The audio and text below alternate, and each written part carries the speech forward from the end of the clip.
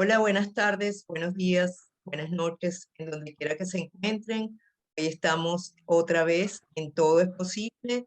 En esta oportunidad vamos a entrevistar a Rubén Gutiérrez. Él es trasplantado de riñón y vive en Caracas, en Venezuela, y nos va a contar su experiencia como persona trasplantada. Nos va a contar los detalles de cómo ha sido su vida desde el momento que lo trasplantaron y bueno, nos tiene unos cuentos muy hermosos y por eso estoy ansiosa de conocerlos y que ustedes también lo conozcan. Entonces, hola Rubén, ¿cómo estás? Hola Débora, ¿cómo estás? Un gusto saludarte y a todos los que nos ven en este momento por acá. Gracias por la invitación y bueno, aquí estamos, vivos. Sí, Rubén, a mí me gustaría que nos contaras cómo fue ese proceso en el cual, o cómo empezó todo, cuando te diagnosticaron la enfermedad renal, cómo fue tu reacción, si tú te lo esperabas o no te lo esperabas, cómo fue ese momento, si no lo puedes contar. Mira, estamos hablando del 2017, cuando comenzó todo. Este, Prácticamente yo venía sufriendo hipertensión hereditaria, y aunque fui advertido y tuve conocimiento de tal enfermedad, de tal condición, yo me lo tomé un poquito a la ligera. No tuve los cuidados adecuados, pero fue porque yo soy marino y tuve que viajar, irme de la ciudad y tú sabes, cuando uno está viviendo solo, es diferente, pues, cuando uno vive fuera de su casa, pues, los hábitos cambian y los horarios de las comidas, sobre todo. Yo creo que fue antes de mi problema. Yo había pasado en ese tiempo, unos años, unos 2, 3 años atrás, un divorcio. Mm. Este, Tengo dos niñas de 12 y 8 años. Y bueno, Mm. aunado a eso, veníamos luchando también con una enfermedad de mi padre, que era Parkinson. Y bueno, yo creo que el acumulo de todas estas cosas, situaciones, emociones encontradas y todo eso, fue como que el detonante, pues, de que esto ya entrara en seriedad una enfermedad renal.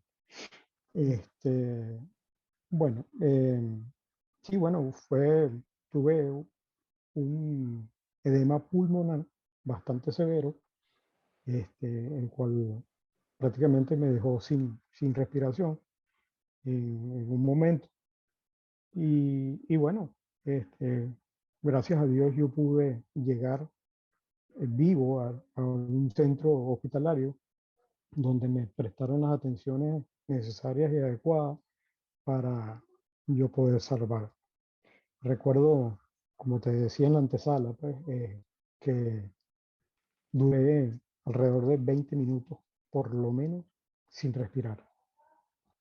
Wow, Y 20 minutos. 20 minutos sí, es 20 una minutos. eternidad. 20 Sí, minutos. señor. Y bueno, fue prácticamente un hecho milagroso porque, bueno, de todos los médicos que estaban en el momento de mi atención, pues, se veían las caras, pues, viendo la magnitud de la situación, del problema, y que yo aún permanecía con mis signos, estables, pues, si se puede decir. Llegué con una tensión, de 25, perdón, 28, 15, 280, 150, lo que médicamente se conoce. Y bueno, y vómitos de sangre que eran, no los podía contener. Y, y bueno, milagrosamente, pudieron tomar cartas en el asunto, atenderme y bueno, salvarme, pues. Mira, Este, Rubén, ¿y quiénes, o sea, cuando el médico te recibió o cuando el hospital te recibió, me imagino que entraste por emergencia, ¿qué te dijeron los médicos en ese momento? ¿Tú lo recuerdas? sí, sí, yo recuerdo perfectamente porque yo mismo me bajé caminando del carro de la gente que me auxilió. Me bajo caminando y llego a la puerta de la emergencia y ahí las enfermeras me abordan y me dicen qué me está pasando, qué siento, qué tengo. Y bueno, yo ni hablé, yo lo que hice fue hacer un vómito frente a ellas y era de sangre. Ellas mismas reconocieron, me imagino que ya han visto casos similares y enseguida me metieron a la sala de cuidados intensivos. Ahí me colocaron el tensiómetro, me tomaron la tensión, me prestaron auxilio, me inyectaron vitamina K para parar la hemorragia, porque yo prácticamente yo llené la mitad de un tubo de esos cuñetes de pintura, lo llené hasta la mitad Wow. y era sangre viva. Recuerdo incluso que yo les pedí a ella que me salvaran porque mi familia no estaba en Falcón, estaban aquí en Caracas. Entonces, bueno, mi mente era en ellos más que lo que yo tenía en ese momento, ¿me entiendes? Su reacción al enterarse de aquello que yo estaba viviendo. Y bueno, pero gracias a Dios lograron estabilizarme en ese momento. Yo pasé a cuidados intensivos por 3 días. Ahí me dan la noticia de que yo lamentablemente había perdido mis riñones y que era necesario entrar a la hemodiálisis. ¿Ok? ¿Y Este, cuándo comienzas el tratamiento con la hemodiálisis? Mira, lo comencé al tercer día Wow. del edema. Sí. Me hicieron 3 hemodiálisis en Coro y luego me vengo para Caracas, donde continúo el tratamiento durante 3 años. ¿Ok? Ya. Este, Casualmente la doctora que me atiende allá fue alumna de posgrado de mi médico tratante aquí. Entonces Ah, se comunicaron por teléfono y la doctora de aquí de Caracas, la doctora Candelaria Rodríguez, ella le dice, mira, no, mándalo porque él es paciente mío, porque ya yo tenía advertencias, ¿me entiendes? mm, Entonces lo que pasa es que como marino yo andaba por otras partes y es lo que te dije al principio, no tuve los cuidados para, para yo poder salvar la situación de los riñones. Pero bueno, Dios es grande, lamentablemente habemos personas que debemos pasar por estas situaciones para aprender, y no solo así para es. aprender, para ayudar a otros también. Ok, Y bueno, ok. y aquí estoy, gracias a Dios, después de 3 años me pude trasplantar.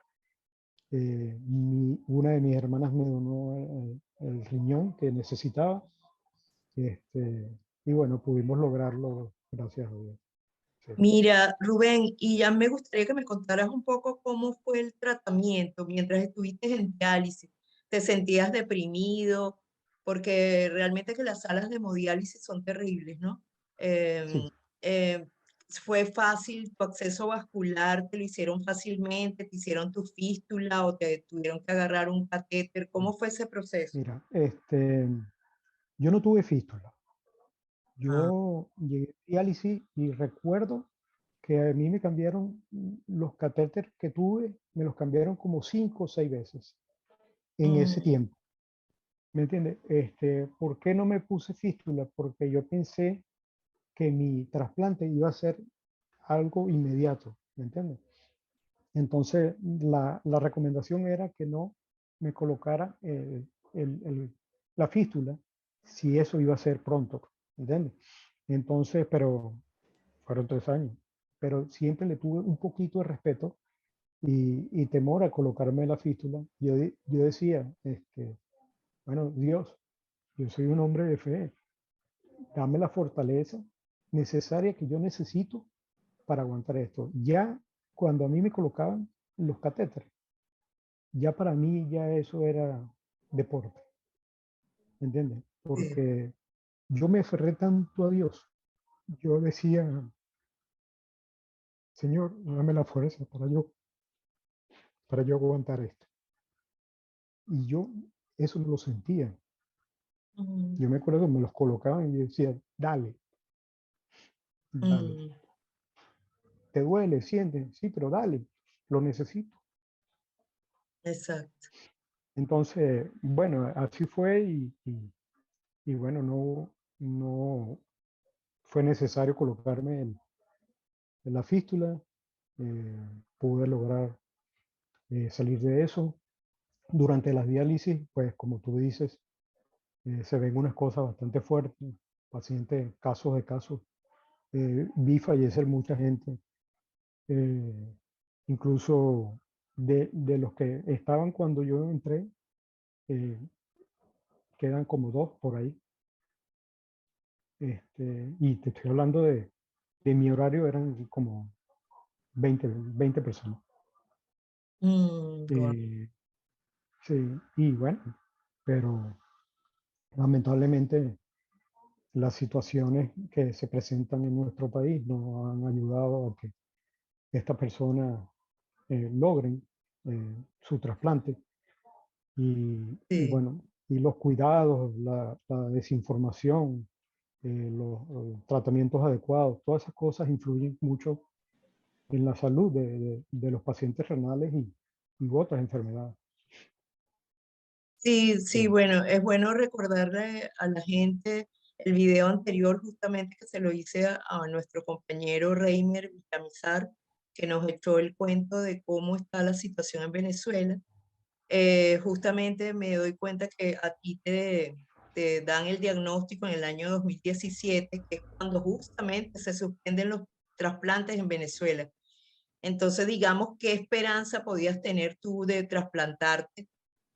Eh, y por eso digo que qué bueno que recurriste a la fuerza espiritual de Dios para poder tener fortaleza para enfrentar esa situación, porque ya cuando tú te das cuenta que en tu propio país no existe la posibilidad de trasplantarte, entonces es como, wow, bueno, aquí nada, me entrego a Dios. Y afortunadamente tenías la posibilidad de que una de tus hermanas te pudiera donar el riñón. Eso es correcto. una bendición Sí, sí, y definitivamente eso es un agradecimiento eterno a Dios y a tu hermana, obviamente, porque tomó esa decisión. Entonces, es bueno poner en contexto a la gente para que nos demos cuenta que no era que tú estabas normal, tranquilo, que tú sabías que te ibas a trasplantar, a pesar de que tomaste la decisión de no hacerte la fístula y te entregaste, tenías tanta fe que, bueno, que eso hizo posible que apareciera tu hermana como donante y que posteriormente mm, te pudieras trasplantar en Venezuela. Yo pienso que eso es maravilloso, ¿no? Dentro de todo el cuadro mm, de la tragedia que significa tener una enfermedad como esta. Ahora, sí, me gustaría que ahora nos contaras. Tú has tenido uno va al perfil de Rubén en Instagram y es mm, hermosísimo, es súper positivo, tiene gracias. siempre mensajes bonitos, siempre dice feliz y saludable día. A mí me llama eso mucho la atención, saludable, enfatizar en Así es. eso, en que sea saludable y feliz, porque a eso Sí. vinimos, a ser felices. Y todos Fíjate contamos con que, la ayuda de Dios para tener la salud que nos merecemos. Entonces, qué bonito que tú lo refuerzas continuamente en tu perfil. Es muy bonito eso, de verdad que me encanta eso y me llamó poderosamente la atención, porque eso nos ayuda a muchas personas, a las personas que han tenido problemas renales como al resto de las personas, a tomar conciencia de lo que es la vida, del valor de la vida, de que tenemos una vida y no vamos a desperdiciarla, ni vamos a quejarnos, vamos a agradecer así es, siempre. así Entonces es. me Fíjate, gustaría, Rubén, que nos echaras el cuento fíjate, de cómo fueron esas manifestaciones maravillosas de amor, de santos, de cosas así que para las personas que tal vez no son muy católicas o muy cristianas, pudiera como que, bueno, medio chocar, pero hay que escuchar, hay que compartir este tipo de acontecimientos tan importantes, ¿no?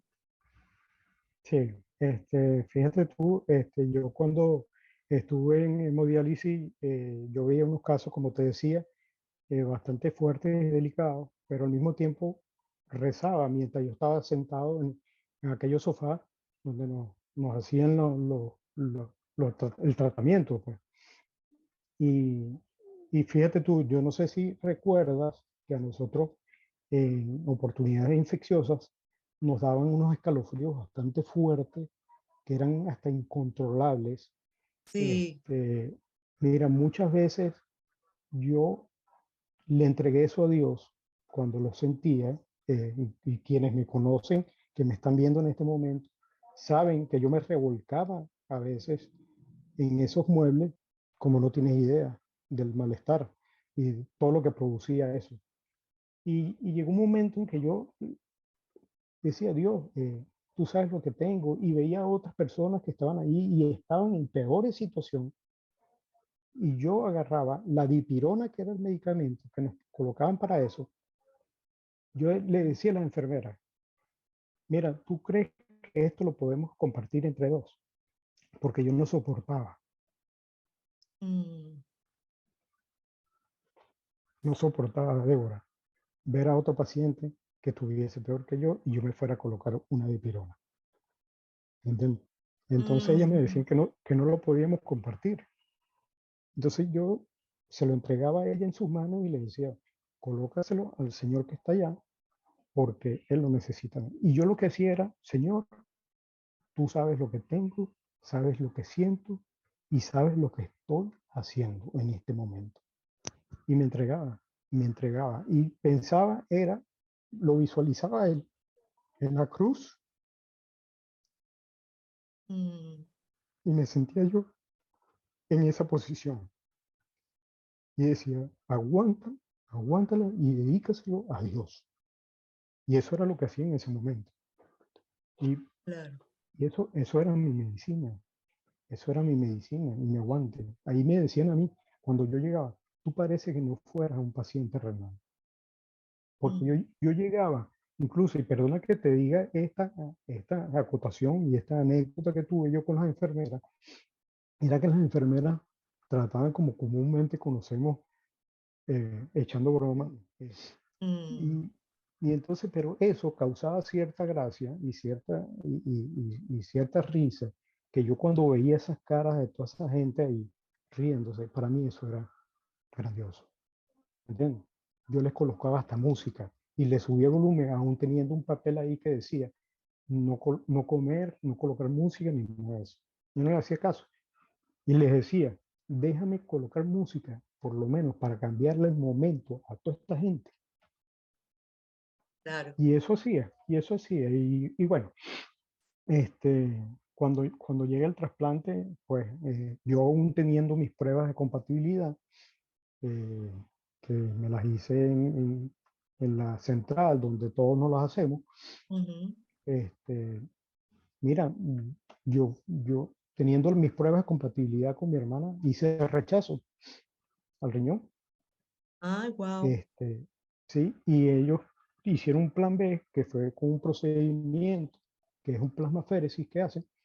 Este, mira, no sé, pero arrancó el riñón, arrancó todo a su normalidad. Yo digo que fue el procedimiento, pero al mismo tiempo digo que fue una manifestación de Dios en mi habitación, en la clínica, donde lo pude ver con mis ojos, ¿me entiendes? Y eso fue una manifestación de Dios. ¿Sabes qué? Me comí la manifestación de San Juan Pablo II en el 2011, Mucho en la vela de antes, coro. Sí, mucho mucho antes antes de todo esto. de tu diagnóstico. Sí, sí, mucho antes. Mm, Hubo una manifestación de San Juan Pablo II en la vela de coro en el estado Falcón. Quienes me conocen saben que eso sucedió y son partícipes y testigos de ese momento, al cual no se le dio mucha importancia en ese momento, mm. pero saben que sucedió. Y ¿Pero qué bueno, todo sucedió? eso, ¿Qué sucedió? ¿qué sucedió? La aparición, la manifestación de San Juan Pablo II, de Dios a través de San Juan Pablo II. Yo no me lo podía creer, de verdad, pero ahí estuvo, y las sensaciones que hubo en mí, los escalofríos, los llantos, fue algo que duró toda esa madrugada hasta el otro día. Y bueno, atando Mm, cabos, mi padre nace en la casa al frente, mi padre padece de la enfermedad de San Juan Pablo II también en ese momento. mm, ¿verdad? O sea, una cantidad de cosas que yo luego me puse como que a empatar cabo, ¿me entiendes? Y logré descifrar. ¿Y qué estabas Entonces, haciendo, Rubén, disculpa, pero qué estabas haciendo tú en ese momento como para que se manifestara esa imagen de Juan Pablo II? ¿Qué estabas haciendo? mira, ¿Qué ocurría en tu vida? mira, yo venía de comerme unos perros calientes. Estaba comiendo perro caliente y venía eso fue a las 10:43 de la noche del Imagínate. 1 de septiembre del 2011. A esa hora y a esos minutos. Y, y bueno, yo venía en el carro ya directo a la casa. Cuando paso por ahí veo una luz, incluso la esquina donde yo veo la imagen, era una esquina oscura y yo veo el reflejo de la imagen de él en la puerta de una casa colonial, pero yo sigo de largo, porque por la hora y porque yo estaba en la casa de unos familiares, entonces tenía que llegar a tiempo. En- Ujú. Cuando llego a la casa y estoy abriendo el portón, yo siento una voz como en off que me dice, devuélvete y ve allá, 3 veces. Ah, Entonces yo dije, estoy cerca, ¿por qué no ir? Y además que me había llamado la atención la luz, el reflejo. Cuando yo llego otra vez al lugar, que entro con el carro, yo veo la imagen y enseguida digo, San Juan Pablo II. Ahí no había absolutamente nadie caminando por ahí. Y me estaciono, cuando me acerco más a la imagen, trato de tocar la puerta para ver si había algún tipo de relieve que me permitiera a mí decir que era una pintura o algo así. Pero no había mm, nada, no había absolutamente nada que me dijera fue una pintura o algo. Entonces, bueno, yo veía para todos lados pensando mm, a quién decirle, con quién compartir aquella noticia. Y bueno, le comenté a alguien que pasó pues por ahí y le dije, mira, ¿qué ves tú en aquella puerta? Porque yo ni veía la puerta. ¿Y tú qué ves allá? Y me dice lo mismo, ese es San Juan Pablo II. Y se mm, arrodilla. Cuando se arrodilla yo digo, yo no soy el único loco, ¿me entiendes? Y bueno, pero de ahí en adelante yo como que busqué más a la iglesia, tuve más acercamiento y bueno, y de ahí en adelante pues entregado. En el 2016 me consagré en un grupo de oraciones aquí en Caracas que se llama Lazos de Amor Mariano. mm, Y estos son mis estandartes mm, de la fe. Esta es la imagen de Cristo, eh, la Virgen María, la Virgen Milagrosa y a San Juan Pablo II. Y bueno, mira, me sirvió muchísimo, me ayudó muchísimo, de verdad que me hizo ver cosas que realmente cuando vamos a la iglesia, a la misa, no las vemos, porque hice un retiro espiritual que me abrió las puertas de conocer a Dios, a la Virgen y a todo lo que tenía que ver con la Iglesia Católica. Y bueno, me enamoré más. Tanto así que yo pedí un día más en ese lugar mm. para, para seguir disfrutando. Pero bueno, lamentablemente ese era el tiempo y bueno, si quería repetir el retiro lo podía volver a hacer y bueno, y continuaba. Exacto. Pude consagrarme con ellos y hacer el curso de consagración. Y bueno, y aquí estamos. Después vino toda esta situación del problema renal y yo pude, gracias a Dios, salir de esto. Y aquí estoy, Ujú. Y como si nada cuéntame pasó. cómo, disculpa, ¿y cómo ha sido tu vida como trasplantado de riñón? Sobre todo en un país como Venezuela, que bueno, que lamentablemente ya lo sabemos, las condiciones no son muy favorables en cuanto a este tipo de enfermedad y muchas otras, claro. Mira, yo después del trasplante, incluso estando todavía en la clínica, yo me preguntaba, ajá, ahora yo estoy trasplantado, sentía como pena ajena, porque Sí, decía, ahora yo estoy trasplantado, yo lo pude hacer, ¿qué va a pasar con los demás? ¿Entiendes? Y lo primero que yo pensaba era en una fundación que me permitiera a mí ayudar y ok, que yo recibiera también el apoyo para yo lograr eso. ¿Entiendes? Este, en eso estuve con mi hermana, la que me donó, que además es abogado. Estuvimos conversando sobre ese plan y tal, pero nos llega la pandemia, ¿entiendes? mm, Y fue como que un freno para lograr eso, de cierto modo. Y bueno, claro, yo dije, bueno, pero algo debo hacer, porque no me puedo quedar de brazos cruzados y la gente necesita ayuda, necesita apoyo y consejo. Y eso he venido haciendo desde que comenzó la pandemia, desde que yo salí de trasplante. He estado conversando. Mira, Débora, a mí me llama gente de Lara, de Falcón, del Zulia, de Bolívar, de Oriente.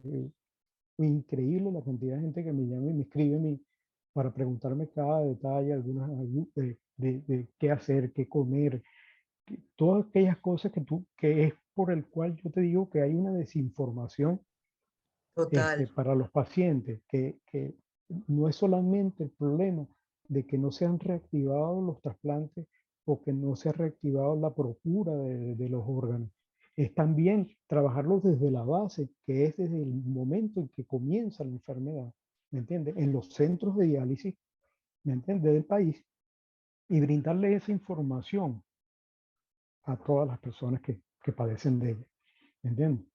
claro. Desde ese momento debería empezar el cuidado de los Ujú. pacientes.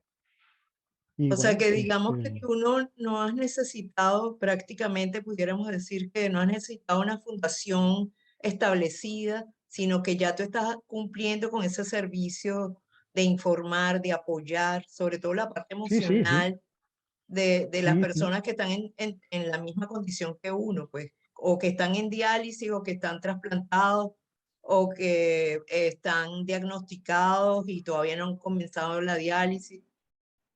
Tú estás en sí, esa labor maravillosa que es súper necesaria, porque efectivamente, como tú dices, aparte de la desinformación que hay a nivel de toda la población, no solo en Venezuela, sino en todo el mundo, es la parte de educación. Entonces, ¿qué vas a hacer? ¿Qué puede hacer una persona una vez que es diagnosticada con este tipo de condición, ¿no? De enfermedad?